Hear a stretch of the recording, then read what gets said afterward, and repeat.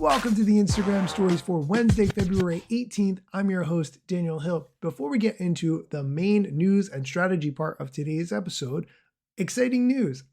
The show got a new review. Here it is. Love this. I absolutely love Daniel's show. It's the first thing I listen to every morning. I work in social media and I greatly appreciate his summary of information from various sources and keeping things light and a joy to listen to. I also appreciate that when I had a suggestion to make about my experience listening to the show, he not only answered, but the issue was quickly resolved. Would totally recommend to anyone who works in marketing or social media or just likes to create content on social media. 5 stars. Happy Quo. Thank you so much to Happy for that review. If you are listening to the show and you've been enjoying it for a while, but you haven't left a review, I would really appreciate it. The best place to do that is in the Apple Podcasts app. You can do it if you don't use Apple Podcasts. That's totally fine as well. The link to do it is in the show notes, or you can just search for the Instagram stories, social media news, and when it takes you to the Apple Podcast page, you can log in and leave a review, even if you don't have Apple Podcasts. Today on the show, we're going to talk about a landmark trial that's happening over social media addiction claims. A huge group of parents, teens, and school districts is taking on all the social media companies in open court, accusing the tech giants of intentionally designing their products to be addictive. The CEO of Instagram, Adam Mosseri, was recently on the stand, and we will talk about what he said, as well as what is in the actual US government filing. It's got some very incriminating quotes. I'll share those on the show. Additionally, we'll hear from a creator who went from 2,000 followers to 1 million followers over the course of 2025 and exactly what he did to achieve that, all focused around series. We'll also hear from the YouTube team talking about their in-app editing for shorts on Android. Don't worry, coming to iOS soon, as well as some other things they've been developing. And after the music, I will do Wednesday Waffle, where I talk about a topic that may or may not be related to social media. All of that plus more on today's episode, but first, here's a quick word from our sponsors. Welcome back. Let's get into the news. A major trial has kicked off in the United States in Los Angeles Superior Court. Hundreds of US families are alleging that Meta, Snap, TikTok, and YouTube all harm children.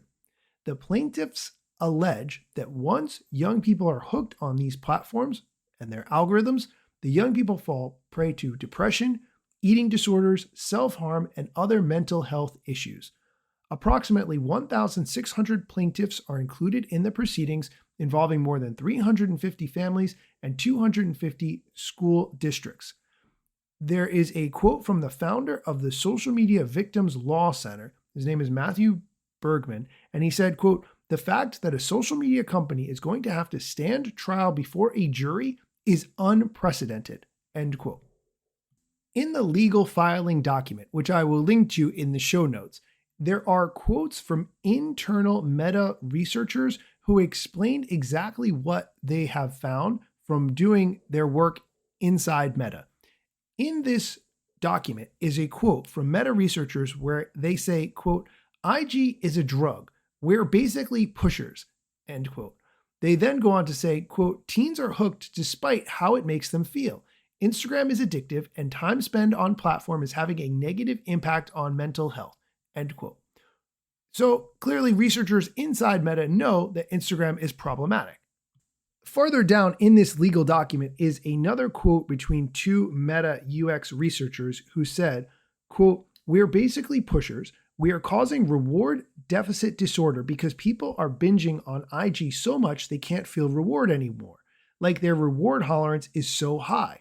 I know Adam Mosseri doesn't want to hear it. He freaked out when I talked about dopamine in my Teen Fundamentals Leads review, but it is undeniable. It is biological and psychological. The top-down directives drive it all towards making people keep coming back for more. That would be fine if it's productive, but most of the time it isn't. The majority is just mindless scrolling and ads," end quote. Don't worry, I will link to this massive document so you can read it for yourself. The head of Instagram, Adam Mosseri, took the witness stand earlier this week and said, quote, "I think it's important to differentiate between clinical addiction and problematic use," end quote. That same attorney that I mentioned earlier, Matthew Bergman, who is from the Social Media Victims Law Center, said in response to what Adam Mosseri testified, quote, Adam Mosseri's testimony under oath today revealed what families have long suspected. Instagram's executives made a conscious decision to put growth over the safety of minors, end quote. The CEO of Meta, Mark Zuckerberg, is slated to take the stand as well. I will keep you up to date on this trial. Now, let's move on to the Instagram strategy portion of the episode. There is a creator named Evan Cooper who has grown his account from 2,000 followers to over 1 million. Here's the clip on exactly how he did that.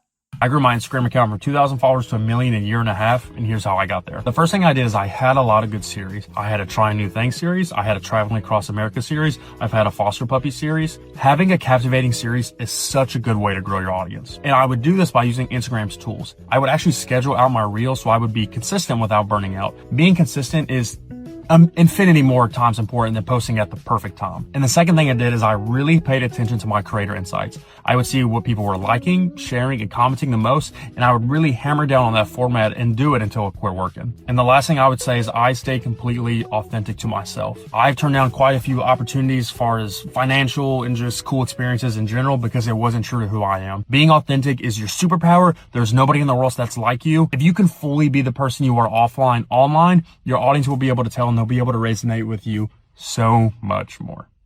I love that he tried so many different kinds of series, but let's be honest, making a series is a lot of work. Okay, we're going to take a quick break. When we come back, we're going to hear from the YouTube team with their latest updates, especially around in-app video editing, as well as the Wednesday Waffle. Stick around. Welcome back. Let's get into the YouTube news. What the team has been working on this week has 3 specific components, 2 of which are not that interesting, and 1 of which is. Here's the clip. Gifts and Jewels are launching in Canada.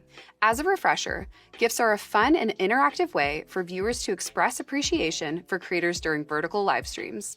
Jewels are digital items that viewers can purchase to send gifts, and creators earn rubies based on the jewels that viewers redeem for gifts.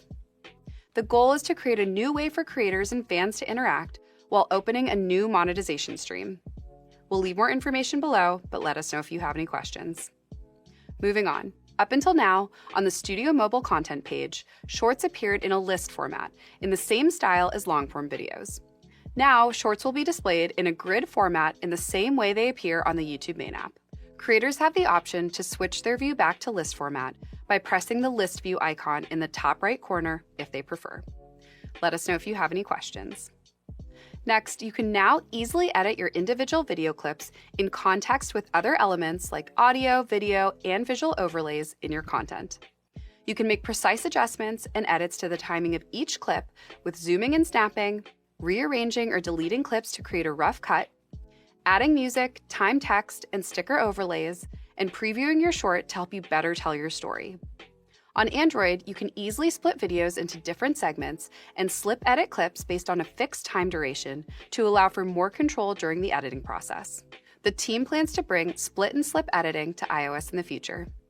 These are the first of many improvements planned to streamline in-app editing for Shorts, so stay tuned for more. And that's it for this week. From the creators of YouTube to YouTube creators, we'll see you next week.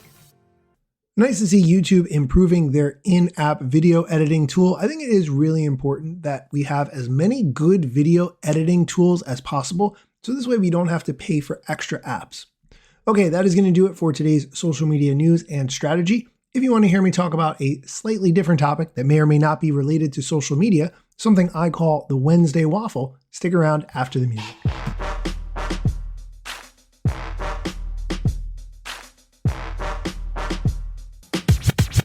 I'm not yet a member of the Instagram team, but my podcast covers many Instagram themes. But the name, image, logos are trademarks of Instagram and the LCC in the USA and every territory. Everything I publish independently until Zuck returns my DMs and starts to pay my salary. Not sponsored or endorsed, no lies, no fallacies. I use their logo with permission, not malicious or callously. No trademark violation, filling all criteria. Follow me on Instagram or Twitter at Daniel Hill Media. Oh, hey, thanks for sticking around to hear me talk about something else. I do a lot of public speaking. Obviously, you listen to my podcast. In my congregation, I do a lot of public speaking, but typically that is around serious topics. I feel like I have a lot of things to say that don't necessarily fit into the social media or tech category. I don't always want to talk about congregation things. I have other interests. And so I've started doing stand-up comedy. If you have never tried stand-up comedy, I will tell you that it is one of the hardest things in the world to do. But if someone laughs at what you say, it is positively the most gratifying thing that you could ever possibly experience. I will say that the first time you go up there to do stand-up comedy, for instance, at an open mic night, it is 100% terrifying. But once you survive that first terrifying moment and you get down after 2 or 3 minutes or 5 minutes or whatever, you realize it's only going to get better from that point. One of the things I really enjoy about public speaking, and specifically stand-up comedy, is that you have to communicate an idea in a way that you can be sure the audience receives it. If I communicate an idea through this podcast, I really have no way of knowing whether or not the idea came across clearly. You might listen to it and then think, what is Daniel talking about?